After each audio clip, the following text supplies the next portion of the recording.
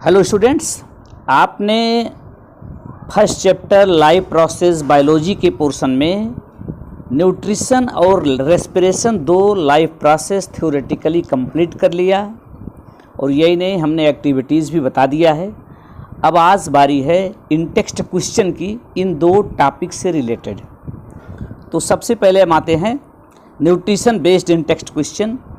Why is diffusion insufficient to meet the oxygen requirement of cellular organism like humans. Diffusion से केवल काम नहीं चलता, ये सफिशिएंट नहीं है जो डेवलप्ड एनिमल्स हैं या मल्टी सेलुलर हैं लाइक ह्यूमन बींग्स में। क्यों? इसके लिए आपको ध्यान देना है, जो यूनिसेलुलर हैं उनकी बॉडी डायरेक्ट इन्वायरमेंट के कांटेक्ट में है जहां ऑक्सीजन है। अब यूनिसेलुलर्स की केस में क्या होता है कि सपोज ये सेल है, अब ऑक्सीजन यहाँ पर है, इसके सराउंडिंग में ऑक्सीजन है। ऑक्सीजन अंदर जाने के लिए केवल मेम्ब्रेन को क्रॉस करती है, मेम्ब्रेन को क्रॉस करके सीधे बॉडी में पहुँच गई, यानी सेल में पहुँच गई। तो डिफ्यूजन की स्पीड बहुत कम है, इसलिए यूनिसेलुलर में डिस्टेंस कम होने के नाते स्लो स्पीड से ट्रांसपोर्ट से भी काम चल जाता है, यानी ऑक्सीजन की रिक्वायरमेंट पूरी हो जाती है। जबकि मल्टी सेलुलर या डेवलप्ड एनिमल्स जैसे ह्यूमन बींग्स में स्पेशली बताने कहा गया है, तो यहाँ पर देखें तो रेस्पिरेटरी ऑर्गन सपोज लंग्स है, एटमॉस्फेरिक ऑक्सीजन लंग्स में जाती है और लंग्स से डिफरेंट बॉडी पार्ट में यानी पैर के अंगूठे तक पहुँचती है। अब सोचिए, डिफ्यूजन की स्पीड से अगर हम कंपेयर करें तो लंग्स से ऑक्सीजन के डिफरेंट बॉडी पार्ट तक हम सबसे एंड में जाते हैं, पैर के अंगूठे में पहुंचने में लगभग 3 साल का समय लग जाएगा। सोचिए, 3 साल का समय लग जाएगा। क्या इतने समय तक बिना ऑक्सीजन के वहाँ काम चल सकता है? और रेस्पिरेशन के लिए ऑक्सीजन जानते हैं केवल लंग्स का जरूरी नहीं है, डिफरेंट पार्ट तक चाहिए। रेस्पिरेशन सेल के अंदर होता है, तो इसलिए ऑक्सीजन की रिक्वायरमेंट पूरी नहीं होगी और वो इंसान मर जाएगा। इसलिए हर जगह से गैसियस एक्सचेंज नहीं होने के नाते एक जगह से जितनी दूर तक जाना है वो डिस्टेंस ज़्यादा है, इसीलिए ह्यूमन बींग्स में डिफ्यूजन से काम नहीं चल पाता है। अब दूसरे क्वेश्चन की बात करते हैं। What criteria do use to decide whether something is alive. क्या क्राइटेरिया है, क्या बेस है जिसको आधार बनाकर आप कह सकते हैं कोई ऑब्जेक्ट लिविंग है या नॉन लिविंग है? तो इसके लिए आप पहले जानते हैं लाइफ प्रोसेस चैप्टर का नाम है, वो लाइफ प्रोसेस लिविंग प्रॉपर्टी को मेंटेन किए रखने के लिए ज़रूरी होते हैं। तो उनको तो आप जान जाएंगे कि उसमें ग्रोथ होनी चाहिए, मूवमेंट होना चाहिए, रेस्पिरेशन होना चाहिए, डेवलपमेंट है, रिप्रोडक्शन है, सेलुलर स्ट्रक्चर है। तो ये जो लिविंग बीइंग के कैरेक्टर जानते हैं उससे कंपेयर कर सकते हैं। ये अगर उसमें दिखते हैं तो कोई लिविंग है, अगर लिविंग का कैरेक्टर नहीं पाया जाता है तो नॉन लिविंग है। तो स्पेशली आपको पॉइंट्स याद करना है कौन कौन से लिविंग बीइंग के कैरेक्टर हैं, वही अगर शो होते हैं तो आप कह सकते हैं कोई लिविंग है, अदरवाइज नॉन लिविंग है। तो इनको मेंशन करके आप आंसर इजीली लिख सकते हैं। What are outside raw material used for by an organism. कौन से रॉ मटेरियल हैं जो ऑर्गेनिज्म के लिए रिक्वायर्ड होते हैं? जानते हैं जितने भी सब्सटेंस बॉडी में रिक्वायर्ड होते हैं उन्हें हम न्यूट्रिएंट्स कहते हैं। और ये न्यूट्रिएंट्स कैसे कोई ऑर्गेनिज्म ऑब्टेन करता है, इसके लिए इसको दो कैटेगरी में डिवाइड कर सकते हैं। एक तो ऑटोट्रॉपिक मोड ऑफ न्यूट्रिशन के थ्रू, जो ग्रीन प्लांट्स स्पेशली हैं या कुछ बैक्टीरिया हैं जो अपना फूड मटेरियल सिंथेसाइज कर लेते हैं और जो फूड मटेरियल बनाते हैं उसी के थ्रू उनको डिफरेंट न्यूट्रिएंट्स या सब्सटेंसेस मिल जाते हैं। और दूसरी कैटेगरी हेटेरोट्रॉप्स की है, जो ऑटोट्रॉप्स ने फूड मटेरियल सिंथेसाइज किया है specially by the process of photosynthesis, वही वो फूड के फॉर्म में ऑब्टेन करते हैं। अब ये अलग बात है कि कुछ अलग से रिक्वायरमेंट होती हैं, उसके लिए दोनों के क्राइटेरिया जो ऑटोट्रॉफ हेटेरोट्रॉफ में डिफरेंस जानते हैं, उसी दो बेस पर आप इनकी रिक्वायरमेंट या न्यूट्रिएंट्स के ऑब्टेन करने के मोड को एक्सप्लेन कर सकते हैं। अब आप हेटेरोट्रॉफ में आपने अलग बताया, सैप्रोफाइट्स का अलग क्राइटेरिया है, पैरासाइट का अलग मेथड है, सिम्बियाटिक की अलग स्टाइल है। तो ये दो मेन क्राइटेरिया हैं, दो मेन टेक्निक हैं, मेथड हैं, जिससे लिविंग बीइंग्स या ऑर्गेनिज्म अपनी रिक्वायरमेंट फुलफिल करते हैं। अब अगला क्वेश्चन है, what process would you consider essential for maintaining life? Life को मेंटेन किए रखने के लिए कौन सी प्रोसेस जरूरी है? अब इसके लिए आपको कुछ बताना नहीं है, ये पूरा जो चैप्टर है वो लाइफ प्रोसेस है ही, वही लाइफ प्रोसेस में मेंशन की गई हैं। आपने पहले कह दिया life process are those process which are necessary to maintain the living property or maintain the life. तो लाइफ को मेंटेन करने के लिए प्रोसेस, तो जितने इसमें मेजर हेडिंग्स हैं उन्हीं को आप याद कर लीजिए। तो आपने कहा इसमें न्यूट्रिशन, फिर रेस्पिरेशन, ट्रांसपोर्टेशन, एक्सक्रीशन, ये तो है ही हैं, लेकिन और भी बहुत से डिफरेंट नाम आप मेंशन कर सकते हैं। वो बड़ा बढ़िया जीआरबी की बुक में एक छोटा सा टर्म दिया गया, आप चाहे याद कर सकते हैं, MR10, दोहरा लीजिए साथ में, चाहे नोट कर लेंगे, MR10 एक वर्ड याद कर लीजिए। M for movement, R for respiration, T for transportation, E for excretion and N for nutrition. तो MR10 आपने याद कर लिया तो ये लाइफ प्रोसेस आप याद कर ही लेंगे, और नहीं तो इसमें एक्स्ट्रा दे दिया गया एक मूवमेंट, नहीं तो और 4 तो आपको एज लाइफ प्रोसेस पढ़ना है। तो अब सेकंड पार्ट में जो इन टेक्स्ट क्वेश्चन दिया गया है, अब हम उस पर पहुंचते हैं। सीधे क्वेश्चंस की दूसरी किस्त यहाँ पर आती है, 1 मिनट। हाँ, ये questions, what are the differences between autotrophic nutrition and heterotrophic nutrition? तो there are 2 mode of nutrition, autotrophic mode of nutrition and heterotrophic mode of nutrition, जिसकी चर्चा हम ऑलरेडी कर चुके हैं न्यूट्रिशन पार्ट फर्स्ट में। अब इसमें ये जानना है क्या डिफरेंसेज हैं। तो ऑटोट्रॉफ्स जो फोटोसिंथेसिस से अपना फूड बना लेते हैं उन्हें ऑटोट्रॉफ कहते हैं, और जो अपना फूड मटेरियल सिंथेसाइज नहीं कर पाते हैं उन्हें हेटेरोट्रॉफ कहते हैं। या ऐसे कह सकते हैं ऑटोट्रॉफ के मोड ऑफ न्यूट्रिशन को ऑटोट्रॉफिक मोड ऑफ न्यूट्रिशन कहते हैं, और हेटेरोट्रॉफ्स के मोड को हेटेरोट्रॉफिक मोड ऑफ न्यूट्रिशन कहते हैं। अब ये है कि इसमें मेजर डिफरेंस कैसे करें, तो आपको इस बात पर ध्यान देना है कि फूड कहाँ से आता है, कहाँ से फूड मटेरियल ऑब्टेन करते हैं, फूड का सोर्स क्या है, और फूड के साथ साथ इनमें गैसियस एक्सचेंज किस प्रकार से होता है, O2 का इनटेक, CO2 का रिमूवल या CO2 का इनटेक कैसे होता है, और कौन इसके कॉमन एग्जाम्पल है, ये है। तो सबसे फर्स्ट डिफरेंस आपको ये जानना है कि जो ऑटोट्रॉफिक न्यूट्रिशन है इसमें ऑर्गेनिज्म अपना फूड मटेरियल खुद सिंथेसाइज कर लेता है। हेटेरोट्रॉफिक न्यूट्रिशन में फूड जो होता है अदर किसी सोर्स से, स्पेशली डायरेक्ट या इनडायरेक्ट ऑटोट्रॉफ से ऑब्टेन होता है। सेकंड, ऑटोट्रॉफ में जो न्यूट्रिशन है इसमें इनऑर्गेनिक मटेरियल्स रिक्वायर्ड होते हैं, जैसे आपने कहा वाटर रिक्वायर्ड होता है, कार्बन डाइऑक्साइड रिक्वायर्ड होती है, जबकि हेटेरोट्रॉफिक मोड ऑफ न्यूट्रिशन में इन्हें ऑर्गेनिक मटेरियल डायरेक्ट ये लेते हैं जो ऑटोट्रॉफ ने सिंथेसाइज किया है। तीसरा डिफरेंस, जैसे आपने कहा कि फूड मटेरियल सिंथेसाइज करने के लिए ऑटोट्रॉफ्स को CO2 रिक्वायर्ड होती है, CO2 और H2O को मिला के बनाते हैं, तो ये इनका हो गया स्पेशली इनऑर्गेनिक मटेरियल्स है। CO2 लेते हैं और O2 रिलीज करते हैं, क्योंकि फोटोसिंथेसिस से फूड मटेरियल बनाते हैं ऑटोट्रॉफिक, और फोटोसिंथेसिस में CO2 ली जाती है, O2 रिलीज की जाती है।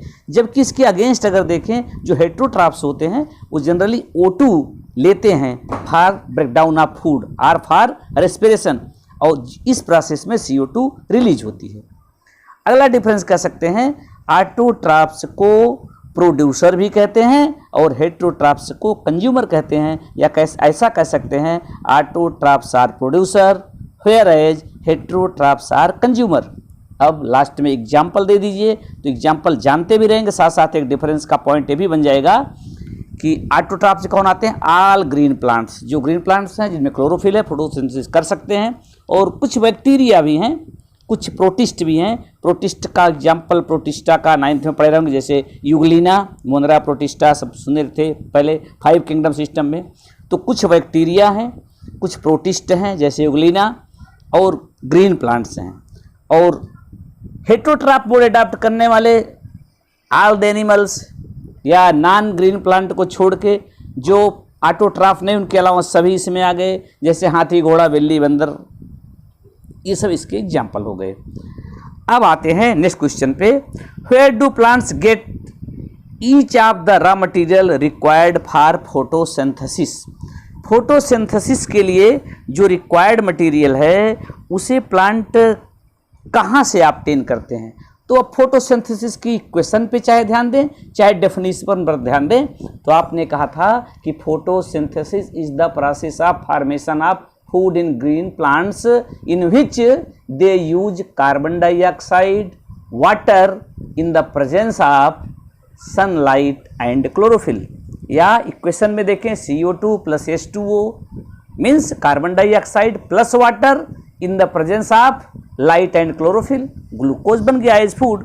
तो अब इसमें जो रिक्वायरमेंट है कार्बन डाइऑक्साइड, तो कार्बन डाइऑक्साइड कैसे लेते हैं, ये एटमॉस्फेयर से ले लेते हैं, स्पेशली थ्रू द स्टोमेटा, जो लीव्स में टिनीपोर्स हैं, स्मॉल एपर्चर्स हैं, उन्हीं को स्टोमेटा कहते हैं, उसके हेल्प से ले लेते हैं। और यही नहीं, जो हर्बेसियस प्लांट हैं, साकी हैं, जो सॉफ्ट स्टेम वाले हैं, वो पूरी बॉडी से ही, स्टेम से भी, उसमें छोटे छोटे एपर्चर्स होते हैं जिन्हें लेंटिसेल कह देते हैं, ना ध्यान रहे कोई बात नहीं, वहाँ से भी ये कार्बन डाइऑक्साइड ले लेते हैं।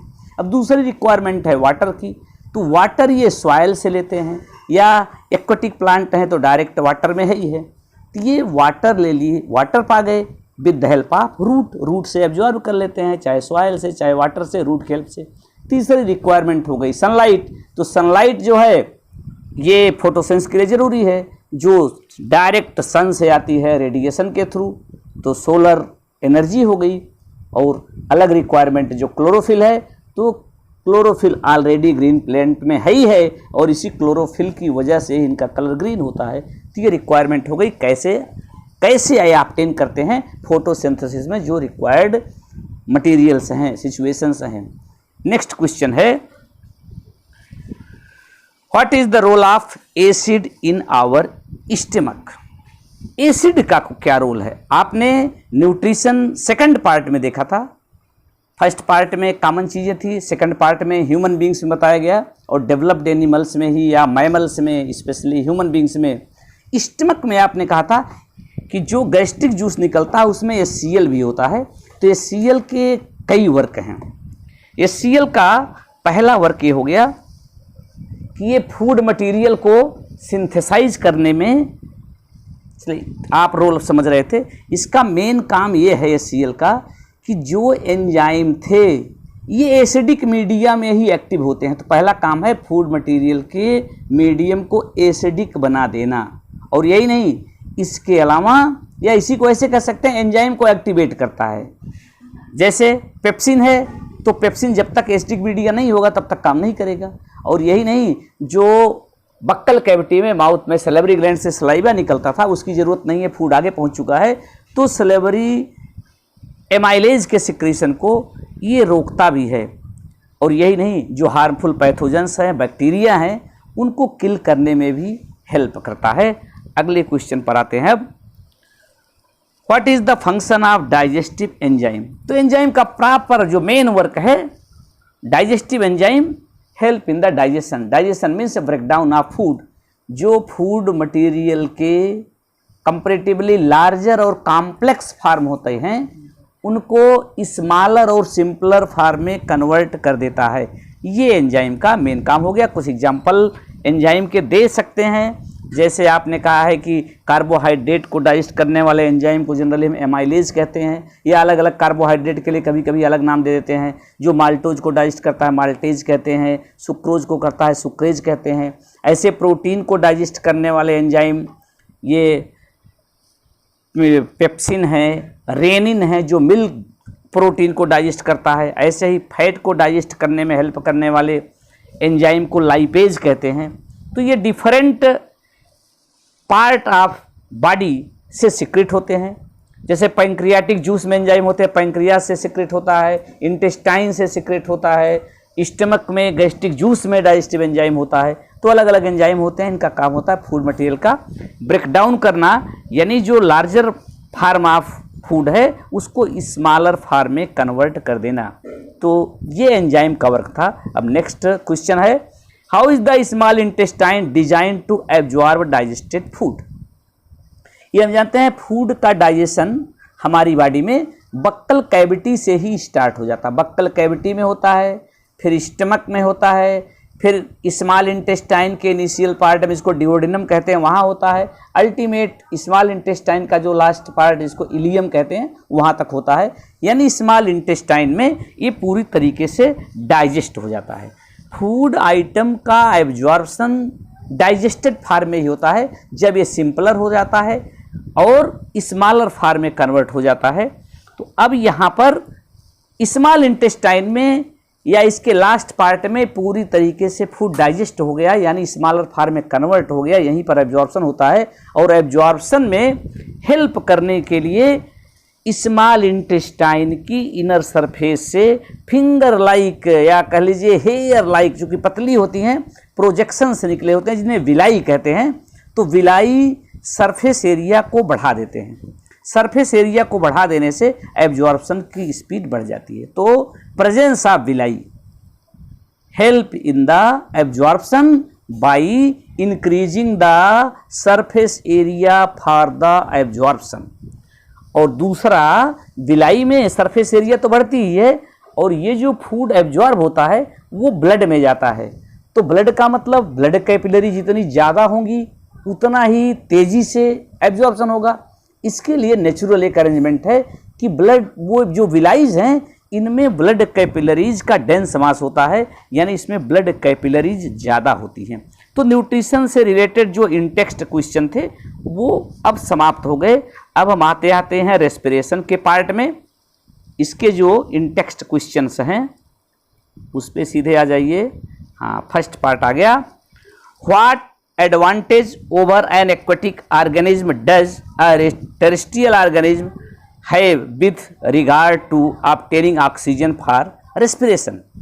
तो इसका कहने का मतलब यह है कि एक्वेटिक ऑर्गेनिज्म की कंपैरिजन में टेरेस्ट्रियल ऑर्गेनिज्म में क्या एडिशनल एडवांटेज है जिससे ये इजीली ऑक्सीजन पा सकते हैं। तो इसके लिए आपको ये जानना है कि जो इतने भी एक्वेटिक हैं, एक्वेटिक का मतलब पानी में रहने वाले जो ऑर्गेनिज्म हैं, उनको अगर हम टेरेस्ट्रियल से कंपेयर करें, specially regarding the availability of oxygen, तो terrestrial organism directly oxygen absorb करते हैं एटमॉस्फेयर से, और एटमॉस्फेयर में ऑक्सीजन का रेशियो ज़्यादा है। जानते हैं ऑक्सीजन अप्रॉक्सीमेट 21% है, जबकि जो वाटर में डिजॉल्व ऑक्सीजन है वो बहुत कम है।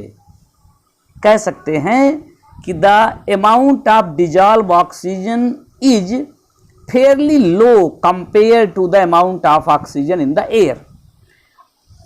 एटमॉस्फेयर में जो ऑक्सीजन है उसकी कंपैरिजन में वाटर में जो डिजॉल्व ऑक्सीजन है वो बहुत बहुत कम होती है।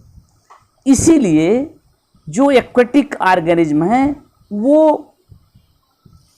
तेजी से ब्रीथिंग करते हैं, यानी फास्टर ब्रीदिंग इसमें होती है to fulfil the requirement of oxygen. Oxygen की रिक्वायरमेंट को पूरा करने के लिए इनको ब्रीथिंग की रेट बढ़ानी पड़ती है, जबकि जो टेरेस्ट्रियल हैं ऑक्सीजन एक बार में ही, चूँकि परसेंटेज इसका ज़्यादा है, इजीली पा जाते हैं।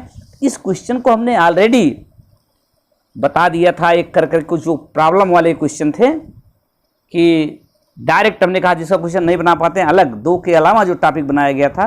तो ये बहुत बहुत इंपॉर्टेंट क्वेश्चन अब की बार बोर्ड में आया भी था 2020 के साइंस पेपर में कि why aquatic animal breathe faster with respect to the terrestrial organism.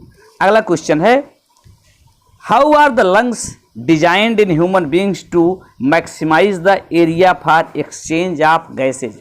Lungs में क्या ऐसी स्ट्रक्चरल चेंज आ गया है कि ऐसे फीचर हैं जिसकी वजह से इसकी एरिया बढ़ जाती है। तो ये भी क्वेश्चन ऑलरेडी आ चुका है, फिर से समझ लीजिए कि लंग्स में छोटे छोटे बहुत से चैम्बर्स होते हैं जिनको एल्वियोली कहते हैं, और ये एल्वियोली की वजह से लंग्स की सरफेस एरिया बहुत ज़्यादा बढ़ जाती है। और इस सरफेस एरिया को अगर हम कंपेयर करें तो मान के चलें कि लगभग 80 square metre, 80 square metre, lungs छोटा सा है, केवल थोरेसिक कैविटी में है, दोनों लंग्स की एरिया एल्वियोली की वजह से जो बढ़ गई, जो सरफेस हो गया 80 स्क्वायर मीटर हो जाता है। तो इसकी एरिया बढ़ जाने से गैसियस एक्सचेंज इजी हो जाता है। सरफेस एरिया जैसे हमने बताया इंटेस्टाइन में बिलाई से सरफेस एरिया बढ़ जाने से एब्जॉर्प्शन इजी हो गया, ऐसे लंग्स में सरफेस एरिया बढ़ जाने से गैसियस एक्सचेंज इजी हो जाता है। चलिए, ये how are the lungs design to human being to maximise the area. अच्छा, एक क्वेश्चन छूट गया आपका, how is oxygen and carbon dioxide transported in human beings. Oxygen और कार्बन डाइऑक्साइड का ट्रांसपोर्ट ह्यूमन बीइंग्स में कैसे होता है, तो इसके लिए आपको रेस्पिरेटरी रूट पर ध्यान देना है। रेस्पिरेटरी रूट का मतलब बाहर से आप एयर इनहेल करते हैं। ब्रीथिंग में दो पार्ट है, इनहेलेशन और एक्सहेलेशन। इनहेल करते हैं, ऑक्सीजन को लेते हैं, ये लंग्स में पहुंचती है। लंग्स का मतलब डिफरेंट एल्वियोली ऑफ लंग्स में पहुंचती है, और एल्वियोली की जो दीवार होती है, जो वाल हैं, इसमें ब्लड कैपिलरीज होती हैं, तो यहाँ से डिफ्यूज होकर के ये ब्लड में जाती है। ब्लड में आरबीसी होता है, और आरबीसी में हीमोग्लोबिन होता है। ये ऑक्सीजन जा करके हीमोग्लोबिन से अटैच हो जाती है, ऑक्सी हीमोग्लोबिन बनता है, और कुछ ऑक्सीजन ब्लड में जो वाटर की क्वांटिटी है उसमें डिजॉल्व हो जाती है। दो फॉर्म में, आरबीसी की हेल्प से और वाटर के हेल्प से ऑक्सीजन ब्लड के साथ डिफरेंट बॉडी पार्ट तक पहुँचती है।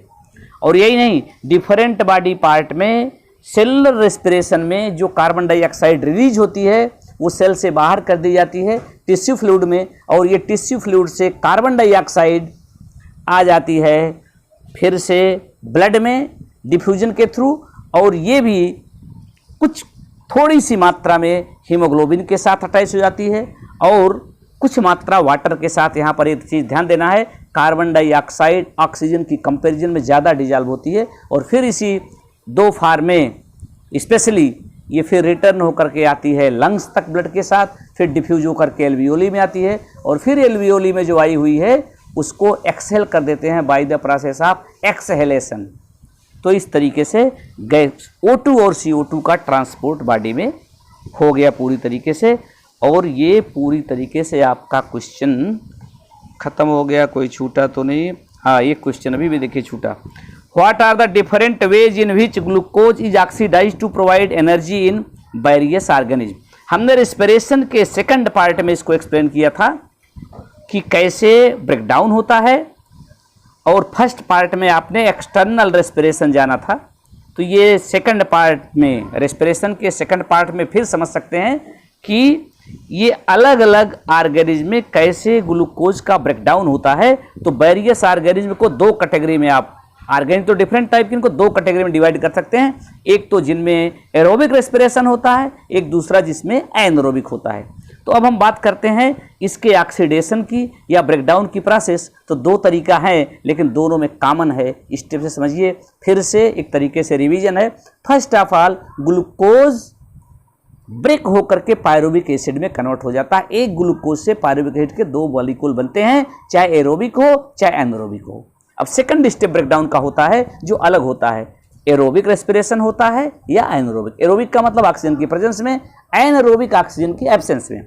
अगर ऑक्सीजन के एब्सेंस में पायरुविक एसिड का ब्रेकडाउन होता है तो एथेनॉल बनता है, कार्बन डाइऑक्साइड बनता है एंड प्रोडक्ट के फॉर्म में, और एनर्जी लेस क्वांटिटी में रिलीज होती है, इसको एनरोबिक कहते हैं। और इसके अगेंस्ट अगर देखें ऑक्सीजन होगी तो एरोबिक रेस्पिरेशन होगा, और पायरुविक एसिड का आगे का ब्रेकडाउन या ऑक्सीडेशन ये माइटोकॉन्ड्रिया में होता है, जिसमें एंड प्रोडक्ट वाटर और कार्बन डाइऑक्साइड बनता है तथा एनर्जी लार्ज क्वांटिटी में रिलीज होती है।